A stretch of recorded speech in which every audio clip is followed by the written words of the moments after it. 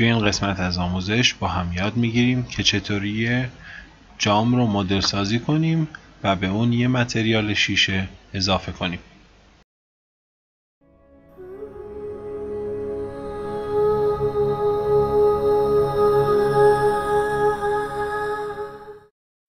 از مودیفایرها اد مودیفایر رو میزنیم و از قسمت جنرال سابدیویژن سرفیس رو انتخاب میکنیم و لول اون رو به 3 افزایش میدیم و با تب ادیت مود رو باز میکنیم.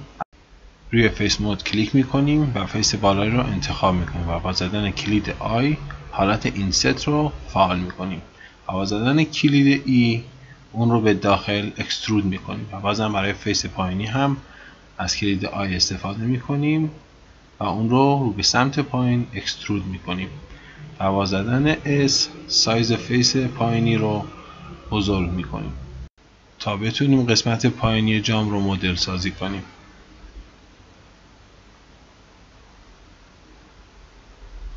و با کلیک راست شید اسموث رو فعال میکنیم. حالا روی شیدینگ میریم، روی متریال ها میریم و روی پرینسیپل BSDF کلیک میکنیم و اون رو دلیت میکنیم و با زدن شیفت و A از قسمت سرچ گلاس رو سرچ میکنیم و اون رو انتخاب میکنیم و گلاس BSDF رو به سرفیس کانکت میکنیم. حالا میبینیم که حالت شیشه‌ای شبیه سازی شده. روی حالت متریال مود میریم. البته این حالت شیشه‌ای توی موتور رندر سایکلز خودشو خیلی بهتر نشون میده. از قسمت رندر انجین رو به سایکلز تغییر میدیم. روی ورلد کلیک میکنیم، روی قسمت کالر کلیک میکنیم و environment تکسچر رو انتخاب میکنیم و با زدن اوپن یه عکسی که مناسب باشه رو انتخاب میکنیم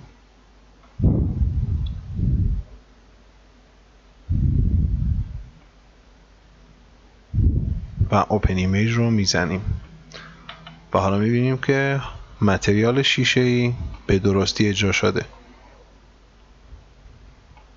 روی حالت تکسچر مود میریم، پلین رو انتخاب میکنیم و با زدن کلید S اندازه اون رو بزرگتر میکنیم. از قسمت متریال های متریال جدید براش تعریف میکنیم و از شیدینگ با زدن کنترل و شیفت و T اکسپلور رو باز میکنیم که یه متریال جدید به پلینمون اضافه کنیم. من متریال چوبی رو انتخاب میکنیم که روی پلین اجرا بشه و حالا روی رندر مود میریم تا نتیجه کارمون رو ببینیم.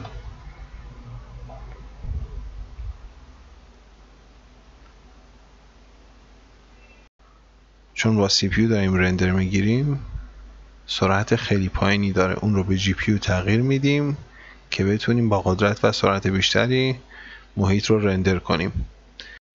برای اینکه بک‌گراند رو برداریم ولی انعکاس نورهاش رو داشته باشیم باید از قسمت رندر از بخش فیلم تیک ترانسپرنت رو انتخاب کنیم. الان بک‌گراند رو پنهان کردیم ولی انعکاس رنگ عکس ها رو به صورت نورپردازی روی آبجکتمون میتونیم مشاهده کنیم. ممنونم که با هم همراه بودید. امیدوارم که این آموزش براتون کاربردی بوده باشه.